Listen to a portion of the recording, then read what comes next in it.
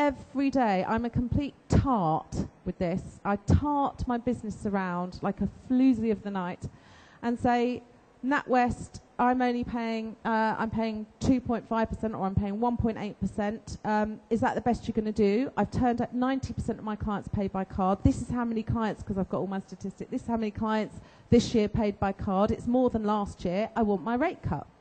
And they'll come back and they'll say, right, we can cut it to this. Because if you don't ask them, they will never do it.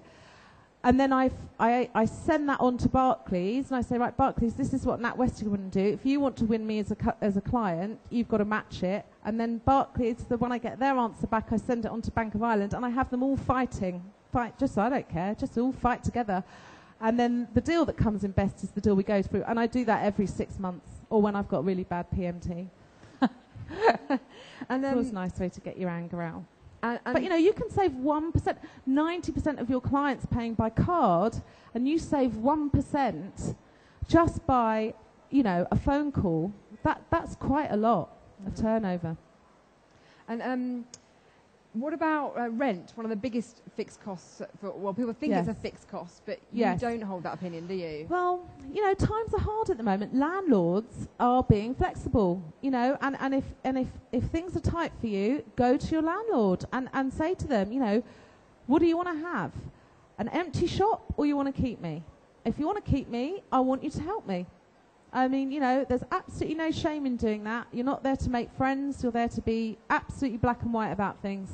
And, you know, again, sometimes on my calls, people don't know their rent review. The date of your rent review should be in your head like anything else, you know, because that is the most important thing that's going to affect your cash flow. When we were at Sloane Street, our rent tried to go up by 60%. I mean, that was huge. That could have actually sent us down the pan. But, you know, always it's worth a phone call. It's always worth a phone call and a chat and a, you know. You see, I think as well, what we bring in, we're in a sort of new mall off Sloane Square, and what we bring in, and what you all bring in, is footfall. So your landlord needs you because you bring in a footfall. So we might be next to a very expensive clothes shop who might sell one thing every day, but we've got clients coming in and out all day long. And you know, that's always a strength that we have that you should take back and say, this is what we give to you. What are you going to give back to me in return? We'll move on to the final point, which is about your... Can I get it? Oh, yeah. About sharing your brand vision with your team. So tell us about your brand vision at Richard Ward. What is it? Just for the client to have a really good client experience. What would be awful for me? I mean, what I love the most is if we have, you know, a sort of A-list film star sat next to a student nurse who saved up all year to come in. I love that. And for me, that is what it's all about, is the whole client experience. We want the clients to have a real experience. And part of that, you know, they can have some preconceived thoughts about us. You know, Richard's on the box 2 or 3 times a week now. And so he has a lot of clients that have maybe saved up to come in to have a Richard Ward experience, and they also think, you know, they're going to drop a dress size and improve their sex life at the same time. They've got big expectations for this appointment, you know. It's been in their diary for months. And that's hard for us because we've got to live up to their expectations. We've got to make them feel welcome. We've got to make sure that they just have a fabulous time and feel comfortable. That's what it's all about for me. And obviously great hair, great nails, great skincare and everything else. That goes without saying. But I think one of the things that you do that I think people might find interesting is Gavin. I think we have to tell them about Gavin, Captain Peacock. Yeah. So okay. He sort of floor walks for us because obviously when you've got quite a big team and you've got 75 highly strung tantrums and tiaras hairdressers wandering around, you need someone who's there to sort of, and his job description is basically one word and it says schmooze. You know, look after the customer, look after the staff, sort out dilemmas, sort out dry cleaning, you know, everything you need to sort out for the customer, the team, the staff.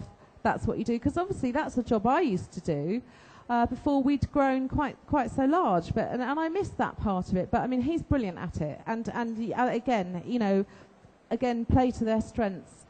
he actually said, but how can I have a job description that says schmooze? You know, I mean, surely I should have a proper job title. I said, just do what you do best. What you do is you sort things out and you make everybody feel fabulous. And he does, doesn't he? Yeah, he really does. He really does. And I think one of the things that's unique about Richard Ward, from my experience, is that they have a lovely reception area where you check in and a cloakroom where you check your stuff in, so you don't have to go up. The horrible experience of going up to a hairdressing salon or a beauty room and having all your stuff with you all the time, having to lump it around from the wash basin to where you're going to have your consultation, and all of that is taken away from you. And when you do have your wash, you have it in your club class chairs. Our club class backwashes, yeah. Lie down, fall asleep. That's what it's all about, though, nails isn't it? done in that as well. You know, and clients, I think, particularly right now, with times being so tough, they want to escape, don't they? You know, they want to escape. They want to come into you and they want to feel, you know, like they're away from everything, away from all the stress. And I think also, just my last point is to sort of say, again, to consult the client correctly and find out, you know, I know this is sort of hair, but when I have my hair washed, you know, I need to be in and out as fast as I can. So for me, the first thing I want them to ask is, how long have you got? You know, do you want a lovely shiatsu head massage and a ching, ching, ching? And I was like, no, I've got 10 seconds to get my hair washed and get out the door. It's not all about, we can't prejudge what the client wants, because what the client's expectations are and what she wants are just absolutely hers and hers alone. Well, thank you. I think I'm being told to wrap it up by my producer. Okay. Oh, we started late because of Daniel Sandler, though. I want to point that out. It's all his fault. Did we start on time? Have you? You've been very kind to us. Thank you. So I'm going to ask you if you've got any questions, and I'm hoping that we'll have a few in the audience for Helen. Do you have any questions?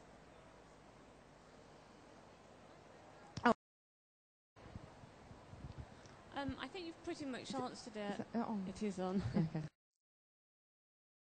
Tiny studio, which is not open to footfall, and the majority of my clients was by recommendation only. Yeah. I've really noticed the pinch. I used to teach, and I'm not doing that so much, so my income has shrunk dramatically. But actually I want to expand, and in the madness of what everything's going on, I feel that's the way forward. So I'm in the process of looking for premises back in the town centre, so that I'm open all the time and not just by appointment only. Yeah, and right. I kind of need tips on haggling rent and also location. What should I be looking for? Location's a funny one, isn't it? I mean, because again, you could say, you know, are you wise to pick a site that's got a hair salon and a spa there, and a spa there, and a salon there, and a salon there? And I'd say, yeah, that's not a bad idea, because you know that there's custom there, custom there, custom there, and custom there that you can nick. What you've got to do is clean up and do whatever you're doing twice as well as everybody else. So I wouldn't be put off by, you know, if you choose a site or a street where you think, yeah, there's lots going on here, because that just means that the client base is there for you to take. I believe that, you know, that's a good thing. I mean, obviously times are hard, but you can negotiate hard. You can just negotiate so hard at the moment. You can go in and write your own lease right now, and it just balls it out, you know. Good luck to you. I think you in particular, if people don't know, Elaine Sadler last night is a prize winner.